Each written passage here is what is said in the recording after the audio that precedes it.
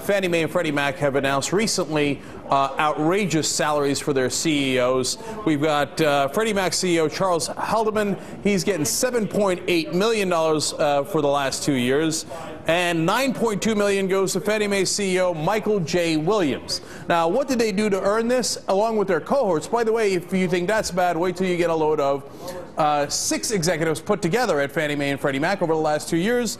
They have collected $35.4 million. So they must have done something great, right? I mean, God, that $35 million is a lot of money to split up among 6 people. So what do? Well, so far they've cost the taxpayers $153 billion. But that's not all.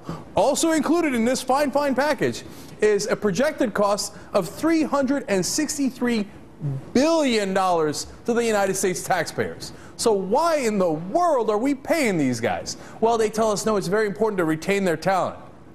Their talent at losing $363 billion? Well, no, that's not true. Their talent at hiding all the bad mortgages so that the banks can continue to operate. That's exactly right. Now, so the question is, okay, why? Why is there nobody regulating on this, right? Why is there nobody checking in on this? And the answer is, well, it's because they don't want anybody to check in. So, for example, when you're looking at the Consumer Financial Protection Bureau, hey, it's a good bureau. It's a good start. They had Elizabeth Warren started. Everybody thinks, anybody who cares about protection thinks that Elizabeth Warren should do it. But there's a new report out today that 2 other candidates are in the running. Jennifer Granholm, former Michigan governor, of course, board member of Dow Chemical, background in consumer protection.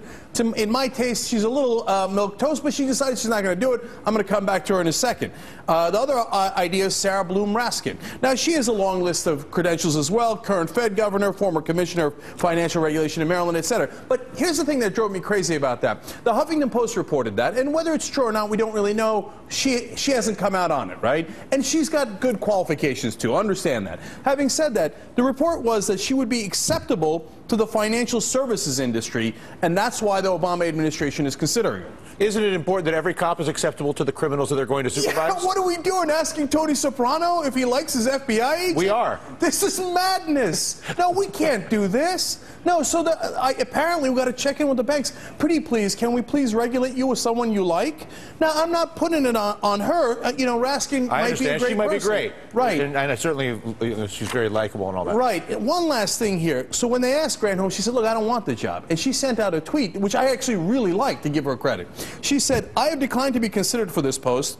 I'm happy in my new roles at Pew, Berkeley, and Dow.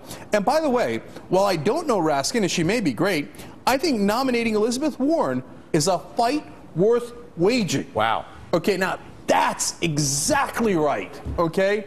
And unfortunately, what we have with this president, and people give me heat for saying it, but I'm just trying to look out for the country. It's not that I don't like Obama personally. That's ridiculous. I mean, it's not that I don't like Democrats or progressive. No, of course. Look, I'll tell you, I am a progressive. I'm more progressive than the president. We need to put Elizabeth Warren in there, but he doesn't think that any fight is worth waging. And that's my frustration with the president. I disagree with your analysis. I think that he doesn't see anything to fight for.